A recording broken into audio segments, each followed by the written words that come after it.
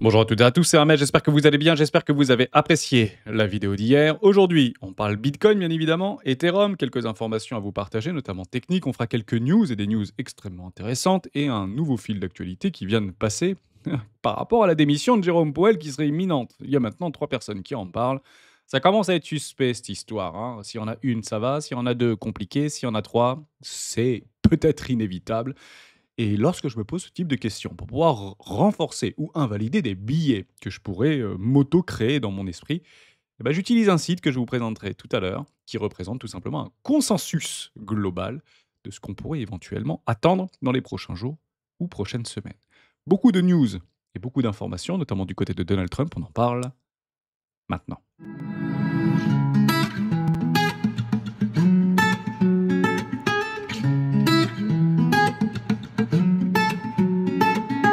Mais juste avant de commencer, je vous invite toujours à rejoindre un score des rois du marché. Vous trouverez à l'intérieur une documentation qui s'appelle la stratégie des 4 rois. N'hésitez pas à l'utiliser, la télécharger, c'est complètement gratuit pour vous aussi trouver votre propre style d'investissement. Vous pouvez aller sur le site lesroisdubitcoin.com ou sur la stratégie des rois directement dans le Discord, onglet documentation. Actuellement, nous sommes en train de vivre un événement exceptionnel.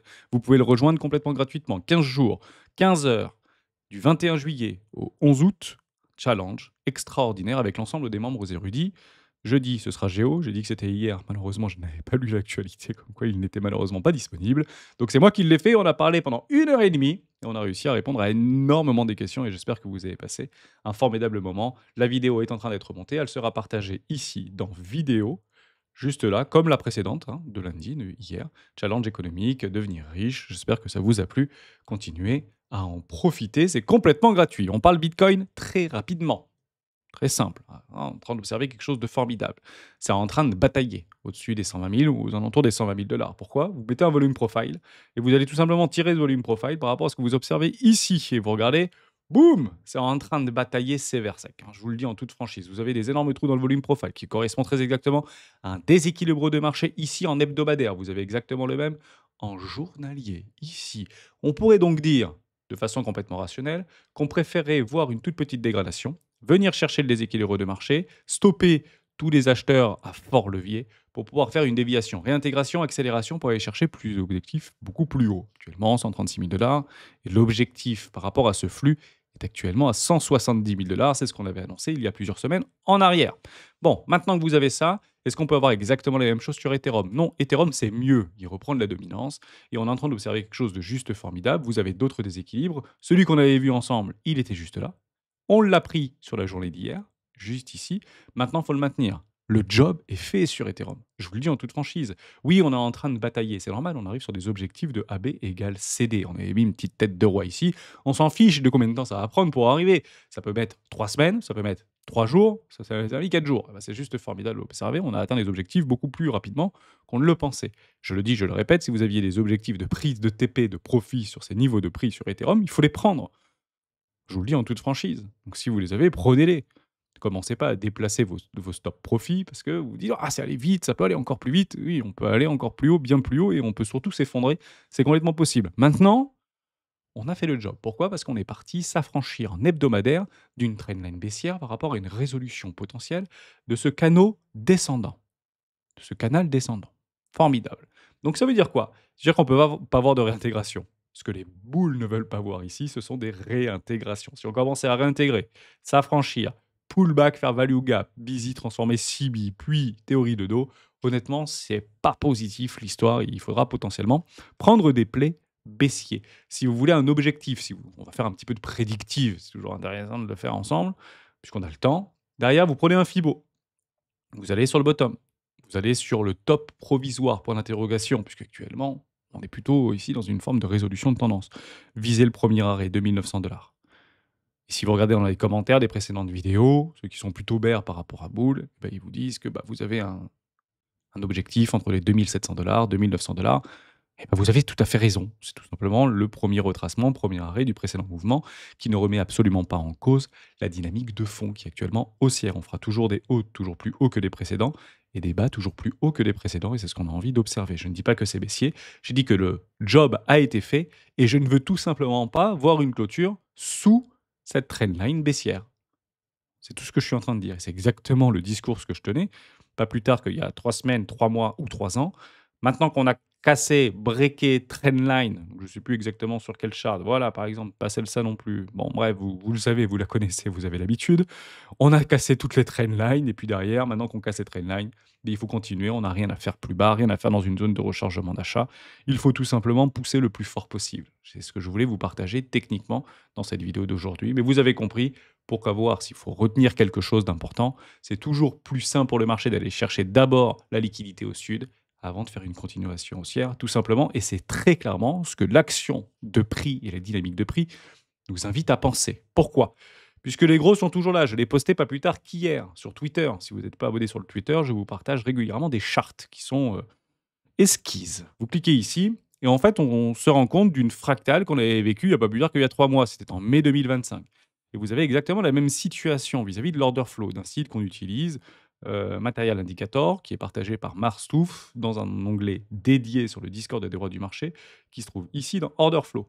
Vous cliquez là et quotidiennement, il nous partage de l'order flow et on voit que bah, c'est toujours plutôt positif actuellement. Grosse baleine baleineau et les verts également qui commencent à s'y mettre. C'est formidable de l'observer. Et on a cette fractale mai 2025, donc début mai 2025 à aujourd'hui. Les waves, les grosses whales continuent à pousser, absorbent la liquidité, même si on voit que ça est en train de batailler actuellement sur ce niveau de prix. On l'a vu précédemment. C'est exactement la même chose qu'on est en train d'observer. Dès lors, est-ce que Bitcoin nous prépare une nouvelle explosion imminente? Grand point d'interrogation. Donc je vais titrer la vignette de la vidéo d'aujourd'hui. Bitcoin, nouvelle explosion imminente. Ça fera cliquer. J'espère que ça vous plaira, évidemment. Bienvenue sur YouTube.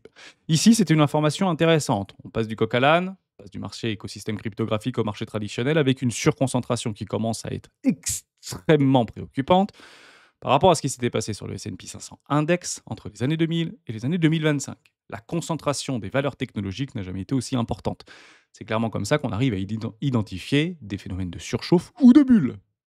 Si la tech tombe, les marchés tombent, ni plus ni moins. On ne peut pas être plus précis. C'était 33% de concentration tech dans les années 2000, pendant la bulle des dot-com. Il faut quand même rester attentif à ça. 46% aujourd'hui.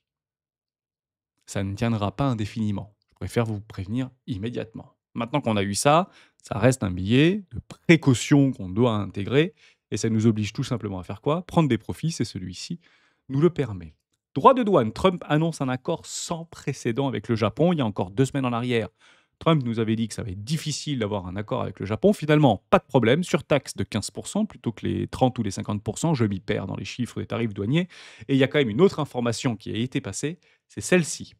Le Japon, cet accord avec Tokyo va entraîner la création de centaines de milliers d'emplois aux États-Unis, ajoute M. Trump, mentionnant des investissements japonais à hauteur de 550 milliards de dollars. Vous n'avez pas le timing, vous imaginez bien. Sur le sol américain, sans détail si ce n'est que 90% des bénéfices seraient perçus par les États-Unis. Ça aussi, je pense que c'est grossir un peu les traits.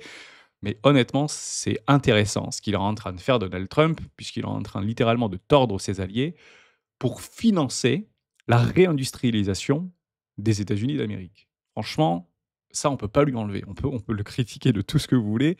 Le monde entier est en train de financer littéralement la réindustrialisation sur la haute technologie, pas la haute technologie, peu importe, des États-Unis d'Amérique. Donc ça faisait déjà 100 ans, un petit peu moins de 100 ans, qu'on finançait leur niveau de vie, plutôt prodigieux, soit dit en passant, par rapport à ce privilège exorbitant, nous rappelait le général de Gaulle lors d'un discours resté iconique. Et maintenant, on est en train de financer sa réindustrialisation. Je reste très léger sur ce que je suis en train de dire, mais je pense que la conclusion n'est pas réellement éloignée de la réalité. On continue avec ça, en pleine tourmente. Eschpain. Donald Trump déclassifie des milliers de documents sur l'assassinat de Martin Luther King. Honnêtement, ça me fait quand même sacrément marrer ces techniques de détournement d'attention par rapport à une situation, franchement, qui est en train de faire couler beaucoup d'encre aux États-Unis. Ça finira par péter, je vous le dis en toute franchise. Et tous les coups sont permis. Je ne sais pas si vous avez vu passer dans les fils d'actualité, comme quoi Barack Obama aurait littéralement été le cerveau euh, russe pour pouvoir flinguer la présidentielle de Donald Trump, alors qu'il a, soit dit en passant, été élu. Donc ça n'a pas plutôt bien fonctionné. Mais grosso modo, c'est crime contre la nation, trahison, crime d'État, etc. C'est juste pour essayer de détourner l'attention par rapport à la situation qui est là, qui s'appelle l'affaire Epstein, tout simplement. Donc, est-ce que ça va marcher? Ça finit par marcher. puisqu'on est des ouailles et on se fait graisser littéralement. Je peux vous garantir que dans 6 mois, on n'en parle plus, que vous le vouliez ou non, sauf si ça devient un sujet populaire. Et il faut vraiment que ça devienne un sujet populaire. Et j'ai vraiment l'impression qu'ils mettent tout en œuvre pour pouvoir étouffer cette affaire. Et je pense qu'ils vont finir par y arriver. Et c'est très malheureux de le dire. Stratégie, le plus grand château de cartes financier. Stratégie. Plus grand château de cartes financier, j'allais dire tragédie. Petite musique, ça vous rappellera quelque chose. Cet ennemi de Bitcoin s'attaque à Michael Saylor. Je dis, waouh, ça y est, on va peut-être un tout petit peu dans mon sens. Perdu. C'est Peter Schiff qui nous explique ça. Bon, ok, mince. Mais au fond, il n'a pas complètement tort, puisqu'il rebondit clairement à l'annonce de l'IPO par rapport à des actions préférentielles indexées au Bitcoin qui a été annoncée par MicroStrategy, qui s'appelle, je ne sais plus le sigle, parce qu'il va sortir tous les sigles possibles et imaginables, STRC. Voilà, c'est le nouvelle action préférentielle. On fait un IPO, on utilise tous les leviers possibles, imaginables en notre possession pour pouvoir lever de la dette et acheter plus de Bitcoin. Je vous le dis, ça ne dure jamais très longtemps. Ils cherchent à lever un demi-milliard de dollars et la promesse est très simple. Le taux de dividende mensuel régulier initial par an sera de 9%. Bien évidemment, toutefois, Stratégie aura le droit à sa seule et absolue discrétion d'ajuster le taux de dividende régulier mensuel par an applicable aux périodes de dividendes réguliers ultérieurement. Formidable également. Bon, vous avez compris, c'est de la pub qu'on est en train de faire. Hein, c'est 9%. Ils ont tapé fort. Je vous le dis, ils auraient mis 10, ils auraient mis 12, ça aurait été la même chose. Ils tiendront très probablement pas les 9%. En tout cas, ils ne les tiendront pas pendant 5 ou 10 ans. Je persiste, je signe, je valide. Je signe un contrat si vous voulez, mais ils ne tiendront pas 9% dans les 5 à 10 prochaines années. C'est proche de l'impossible. Donc, mais ça marche. Donc, j'ai envie de dire tant mieux qu'ils continuent à pousser, la martingale. Le jour où le marché se retourne, ça va faire extrêmement mal. Pour la simple et bonne raison que tous les acheteurs de ce jour et d'hier ne seront que des vendeurs de demain. Je répète, tous les acheteurs d'aujourd'hui et d'hier ne seront que des vendeurs de demain. Toujours la même chose.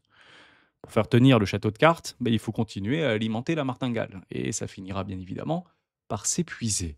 Vous êtes viré. Donald Trump brandit une lettre licenciement pour le patron de la Fed. Donc, est-ce que c'est vrai? Est-ce que c'est pas vrai? On le reprend. En fait, ce qui m'intéresse, c'est pas forcément ça. Ce qui m'intéresse, c'est plutôt le nombre d'informations que j'ai par rapport à d'autres personnes du gouvernement qui commencent à insinuer le fait que Jérôme Powell va démissionner de façon imminente. Pas une personne, pas deux personnes, la troisième personne, et je suis sûr que vous pouvez d'ailleurs en trouver d'autres sur les réseaux sociaux.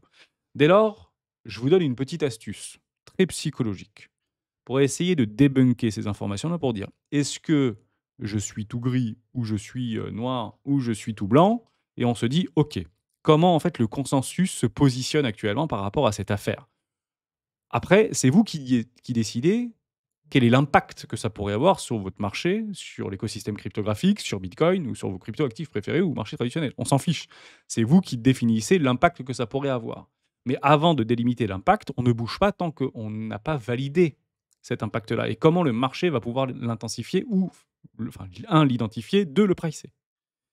Et comment on sait qu'il le price? En fait, il est déjà en train de le pricer, le marché. Mais il le price dans quelle proportion? C'est ça qui nous intéresse. Est-ce que c'est dans 10%, 50%, 80% qui est déjà pricé par le marché? Allez directement voir des polymarkets et des sites de paris par rapport à ces informations-là. Il y a quand même du volume. Hein. On parle de 6 millions de dollars. Ce sont des volumes qui sont intéressants pour le site polymarket. Et les gens payent pour parier. Donc, on n'est plus ici dans une forme d'émotivité. C'est pas ce que je pense, c'est ce que je sais. Pourquoi? Parce que vous payez, donc c'est rationnel. Au moment où vous payez, vous mettez la carte bancaire, vous savez que c'est du rationnel. L'acte d'achat en lui-même est émotionnel, mais tout le travail psychologique que vous allez faire avant de passer à un acte d'achat, c'est du rationnel. Et pour la petite phrase, à chaque fois que vous mettez votre carte bancaire quelque part, c'est que vous avez l'impression ou l'intime conviction que vous êtes en train de faire une bonne affaire. Donc actuellement, il y a combien de pourcents de chances, en réalité, que Jérôme Powell ne soit plus président de la Fed d'ici fin 2025? Pas demain, pas après-demain, fin 2025, 19% de chance. Donc partez du principe que le marché, via ce consensus populaire, on pourrait l'appeler comme ça, parce que ce marché et le marché en général est très psychologique et fortement décorrélé de l'économie réelle, l'apprécier à 19%. Voilà. Donc en fonction de si ça se passe, si ça se passe pas, ça finira bien évidemment par avoir de la volatilité. Plus on se rapprochera d'un dénouement fatal ou non, mais actuellement c'est 19%. Vous aimez pas Polymarket? Parce qu'il n'est pas disponible aux États-Unis. Allez sous Kalshi, il est disponible aux États-Unis. Et ils nous disent quoi? Ils nous disent 19%. Bon, bah voilà, au moins vous le savez, c'est 19 en réalité actuellement, avant 2026, donc fin 2025. Très exactement 19. Donc actuellement, bah, partez du principe que vous avez l'intime conviction, c'est ça que ça veut dire, que Jérôme Powell démissionnera dans les prochains jours, parce qu'on peut parler de façon imminente ici. Bah, en fait, le consensus n'est pas derrière cette rhétorique. On continue avec le prix de Bitcoin. Ça me fait plutôt marrer, puisqu'on avait un travail assez sympa. What's the price de Bitcoin en juillet? Donc à combien il finira? Vous êtes 28 à penser qu'il fera quand même une petite mèche à 125 000 dollars. Actuellement, nous n'y sommes pas, même si on a quand même les options qu'on travaille depuis plusieurs années maintenant, j'ai envie de dire. Et on est quand même à l'aube de potentiellement vivre ensemble un gamma squeeze, pas sur Bitcoin, mais plutôt sur Ethereum. On verra bien si c'est un coup d'épée dans l'eau. 100 000 dollars, eh bien toujours pas, 2%, 1%. Donc en fait, on est plutôt boule que bear. C'est un petit peu la réciprocité qu'on peut voir. Mais ce qui nous intéresse, c'est pas forcément d'ici le 1er août. Ce qui nous intéresse, c'est en janvier. Ah, ah, ah, ah, ah, ah, c'est janvier, c'est fin d'année. Donc au 1er janvier 2026, on pense quoi? On pense que 18 7, 3 mais 18 pensent que Bitcoin atteindra les 200 000 dollars. On rigole quand même. Il y a 2 semaines, on était 9. Ça a double up. On a doublé ce consensus-là. Et vous comprenez bien que ce consensus que vous voyez, par rapport à un 9, 19 on était à 30 on passe à 49 pour les 150 000 dollars, c'est clairement la tendance. Tout simplement. C'est le consensus, c'est la tendance et ça balance. Est-ce que c'est plutôt haussier? Est-ce que c'est plutôt baissier? Est-ce que c'est plutôt haussier? Est-ce que c'est plutôt baissier? Comment se sent le consensus? Et je vous le dis, c'est une vague et il faut suivre cette vague. Donc si vous voyez sur ce type de site, et je vous le dis, je l'ai poncé ce truc-là et on a fait beaucoup de fractales avec, tous les membres, du Discord, tous les membres des académies et vous, dans les commentaires, ça marche plutôt bien, en fait, cette tendance-là. Donc si vous devez jouer quelque chose, jouez ce type de tendance-là. Sinon, vous êtes contre-tendance. Et le contre-tendance, à vos risques et périls, c'est le trading le plus difficile à appréhender. Je n'ai pas plus de choses à dire. Jérôme Powell a pris la parole, me semble-t-il, hier. Oh, alors, il a pris la parole. Je le rappelle, je l'ai rappelé d'ailleurs dans la masterclass d'hier. Comme on est à moins de 2 semaines, alors je ne sais plus les chiffres, je n'ai même pas vérifié, mais j'ai dit exactement la même chose, donc je vous le répète texto.